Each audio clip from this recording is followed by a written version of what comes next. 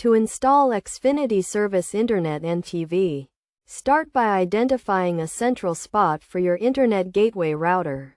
The router has its own network, with the name and password indicated at the bottom. The network name is listed beside the SSID, and the password is next to the initials PW.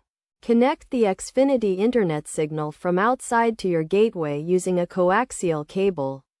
Then plug the gateway into a power supply.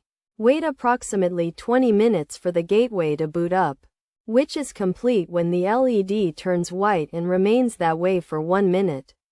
Once booted, your internet is ready to use via Ethernet cable or Wi-Fi.